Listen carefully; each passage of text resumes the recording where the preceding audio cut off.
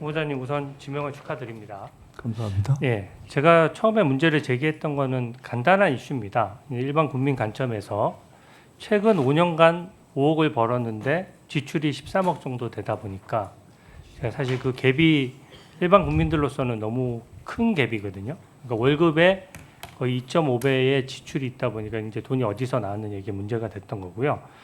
후보자님 말씀하셔서 이제 유학 비용은 그 전 배우자께서 내셨다고 하니까 그건 좀 이따 따져보기로 하고, 그래도 현금 6억 정도가 비는 상황이거든요. 그래서 제가 아까 사실관계를 언뜻 말씀해 주셨는데 일단 우선 사실관계를 좀 한번 확인해 보고자 합니다. PPT를 먼저 띄워주십시오.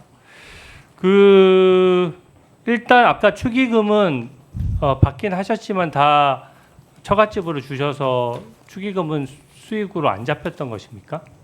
그렇습니다. 네, 축의금은 그러면은 그리고 수입에서 안 그 전에 한 가지 빠지는 말씀드리자면은 네.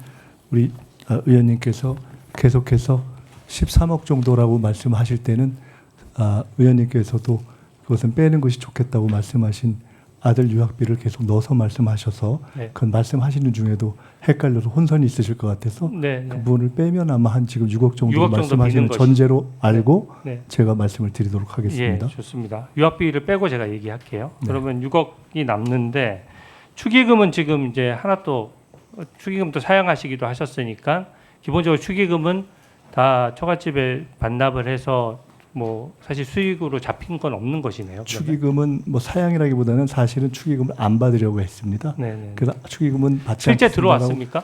그렇습니다. 어느 한 정도 들어왔습니까? 숫자가 사실은 별로 안 올 거로 생각해서 3, 4천 명 이상이 와서 그 공식적인 카운트에서는 안 받았고요.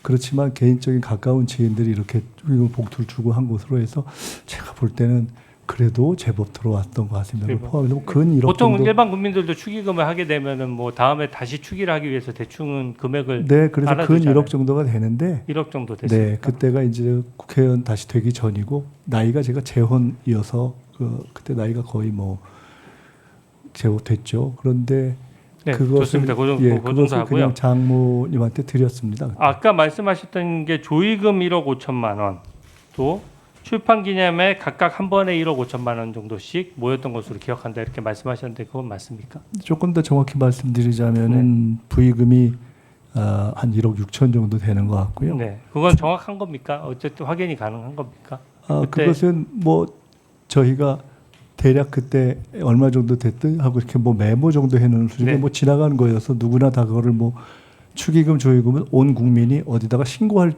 방식이 없지 않습니까? 좋습니다. 그래서 기억하는 방식으로 해서 두 번에 걸쳐서 한 1억하고 1억 5천 해서 한 2억 6천 정도 되는 것 같습니다. 그러면 조의금은 1억 6천이었고 출판 기념에 첫 번째가 한 1억하고 그 다음에 1억 5천 정도 맞습니까? 첫 번째인지 두 번째인지 하여간 그 둘 중에 한 번이 네, 한 번이 1억 5천 정도 되고 그 다음에 1억 정도 되는 것 같습니다. 네, 그러면은 그걸 합치니까 이제 4억 1천만 원 정도 되고 네. 아까 제가 지금 기존의 언론의 입장에서 나왔던 것보다 새로운 내용이 나와서 좀 확인해야 되겠는데요. 처갓집 그 장모님으로부터 배우자가 또 돈을 받은 게 아까 언뜻 말씀하셨는데 2억 원 정도 더 있다라고 말씀하셨어요. 그러니까 아까 축의금을 사실 이게 참 묘한데요. 솔직히 말씀드리면 축의금을 그냥 다 장모님한테 드린 거 아닙니까? 근데 나중에 보니까 제가 아시다시피 추징금 내고 이러면서 저희 아내는 생활을 하면서 생활비에 굉장히 어려움을 겪었고 그래서 생활비로 한 뭐 혹은 뭐 200, 300 이런 식으로 쭉 이렇게 받은 것이 제법 되는 것 같은데 그래서 그 축의금을 그냥 여기서 갔습니다만 그걸 상관없이 드린 거니까 거의 다 포함하면 그렇게 해서 받은 게 2억 이상이 되는 것 같습니다. 2억 이상 된다고. 네.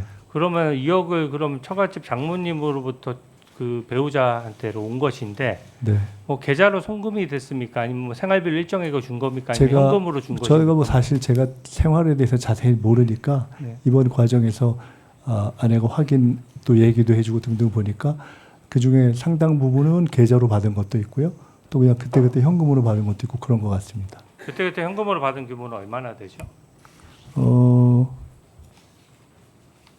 현금으로 받은 게 한 얼마인가요? 제가 정확히 모르겠는데 네, 오해 좀 확인해 주십시오. 네, 통장으로 받은 게 최소한 반 이상 되는 것 같습니다. 네. 보니까 이게 지금 말씀하셨던 내용들이 조금씩 바뀌고 있는 것이 저는 처음에 네, 이 바뀌진 액수가 않았습니다. 나왔을 때 기자분들이 질문을 했을 때는 분명히 부의금하고 강연료 등 기타 소득이 있었다 정도로 말씀하셨고 네. 또 시간이 지난 다음에 이제 금액이 명확해지고 나서 출판 기념회 얘기를 하셨고 또 이제는 그 또 다른 자금원이죠. 그러니까 그 처갓집으로부터 다시 2억 원 정도를 받는 자금이 있었다. 지금 이 말씀이신 거죠? 그 내용들은 그 내용은 지금 제가 처음 듣는데 언제 또 따로 언론에서 언급할 왜냐하면 청문회를 오늘 처음 하기 때문에 처음 들으시는 것이고요. 언론에 인터뷰는 여러 번 하셨잖아요. 언론에도 정확하게 다 말씀드리진 않고 이런 등등에 대해서 말씀드렸고 네. 제가 말씀을 드렸건 안 드렸건 출판 기념회 두 번과 조의 추기는 이미 드러나 있는 것이어서 네. 제가 다음 PPT 예시를 하거나 안 하건 다 그건 공개된 네, 것이었다고 좋습니다. 생각합니다. 그러면 또 하나만 여쭤볼게요. 다음 PPT 좀 띄워주세요. 그럼 아까 그때 입장을 보니까 그 결혼할 때마다 혹은 빙부상이 있을 때마다 그해 12월 31일이 이제 재산 등록일이거나 아니면 출마하셨을 경우에는 총선 출마자 재산 등록 날짜거든요. 그 날짜 전에 그 현금은 다 소진을 했기 때문에 신고해야 할 필요는 없었다라는 게 지금 후보자님의 지금 정확한 입장입니까?